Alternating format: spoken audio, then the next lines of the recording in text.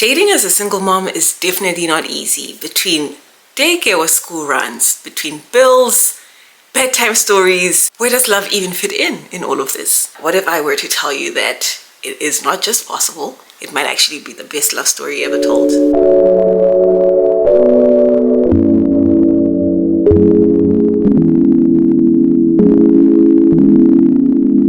Hi, I'm Thandi and welcome to What's Tea. Please make sure that you like, share, comment, and subscribe so that we can help this channel grow. Let's be real, dating as a single mom is challenging, but not impossible. It often feels like you're navigating a maze without a map. Between raising kids, managing work, and everything else that we may have going on in our lives, and also holding it all together, oof. The day of finding love, again, just feels like a daunting task.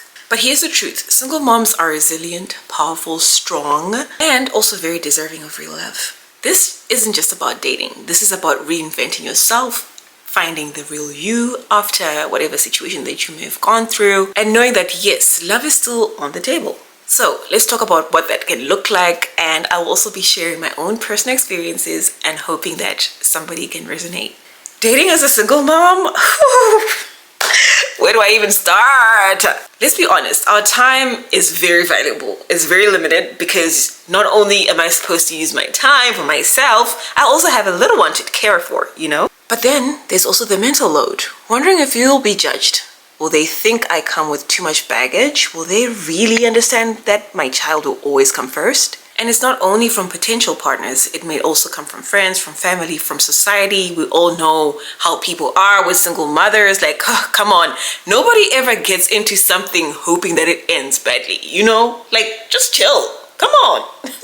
We then even question ourselves whether we're being a good mom if we're willing to open up ourselves to somebody else, to the possibility of finding love once again. Then there's the guilt, that inner voice that whispers, shouldn't you be home instead? Balancing your role as a parent while trying to rediscover your identity as a woman, that's no small task. Dating as a single mom doesn't have to be a minefield. It just takes a little strategy and a lot of self-awareness. Ooh, come on. So here are a few practical tips to help you date with confidence and clarity. Now, I use this from the jump, okay? You're not gonna be hiding my baby, and that's just that on that. First thing, as soon as I get to meet somebody new, I let them know, hey, I'm a mom and this is my situation. I was once married, but unfortunately my husband passed, and yeah, there's that on that. This, I feel, just being transparent from the get-go. I'm not sharing too much, but also I'm just letting you know so that, you know, you make the decision if you want to be with me. Because let's face it, some folks really just don't want to be with a single mom. It's a lot for them, which I get it. Or even if you want to simplify it, because we don't have to overshare, you know, just a simple, I'm a proud mom of a little one, or I'm a proud mom of 5. You know, if they're not down with that, then they can go, really and truly. The right person will respect that, and they'll respect your boundaries, and they'll just accept that, you know, this is the situation.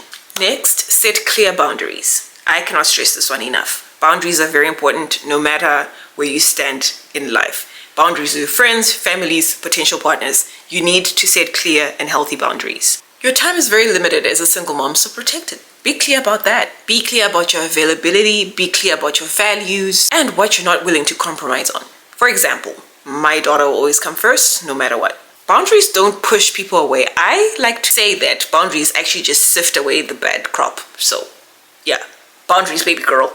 Keep them, stick to them, value them. And when it comes to introducing the kids, take your time, baby girl. Do not even feel rushed. 6 months plus, that's what I always go by. I mean, there's also no one size fits all for everybody. Just do what works best for you. Because sometimes you can meet somebody and within 21 days, which is how long it takes to get a habit, might I add, you might feel, hey, I want to spend the rest of my life with this person. And if you trust them enough, then why not? But also, if you want to take your time, take a year or 2, whatever the case may be, do it. Do with what works best for you as well as your partner, because it's a two-way thing. You're not only dating by yourself, right? You're dating another person, and also you come with a little one, right? Also consider their feelings, because if it's just something that's just like a hookup thing, your emotions are not the only ones that are not being invested in this, right? And so if you're just bringing a lot of people around the kiddos, I don't think that might be a healthy dynamic for them, because what if they get attached to somebody and then they just go? I mean, it's a lot of anxiety, but yeah, just take your time. I'm just creating different scenarios here, you know. I feel it's perfectly okay to wait until it is stable for you to introduce the kids, to bring somebody around the kids. Again, your child's emotional safety is just as important as yours. I just want to use this as an example for, you know, all the mommies out there. I do not mind sharing. I overshare sometimes. But when my husband passed, I remember I was with my daughter and a friend of mine. And then this man pulls up, rolls down the window, and he goes, "Where's this child's father? I would like to be this child's father." Mind you, I'm still very vulnerable because I just lost the love of my life. And in my head, because I'm very gullible sometimes, I'm working on that, I'm sorry. I was like, oh, this is so sweet. Like, it's just so straightforward. And mind you, with how I was raised socially and how single moms are viewed, I was just like, wow, this is such a woke man. Ooh, girl.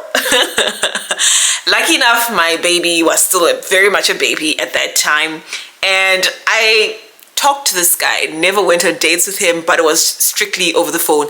I think the next time I saw him was when I just bumped into him in the CBD. It was just so weird. He was strange. He would just disappear at times, but he would always call to check in on the baby. Like, it was weird.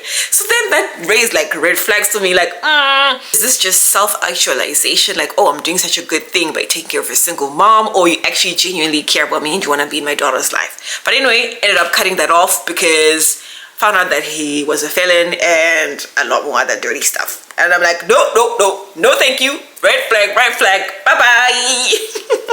So this is just one example where you have to be very mindful. Take your time to get to know the person before you bring them around your baby. And remember, you're not just dating as a mom. You're dating as a woman, right? As a girly pup, as a sexy, well-rounded woman. Round of applause for yourself, baby girl. You're putting yourself back out there, even if you've had like a terrible experience before. That's very much commendable. You have so much love to give, right? You get to choose what that looks like for you. That's just the beauty of all of this dating scene. It's a mess, I know. But again, if you take your time to get to know the person, to get you to know yourself and what your values are, what you expect out of it, if you have clear communication, make sure that all the 4 stages that make a healthy relationship, which is open and honest communication, respect, trust, all of that.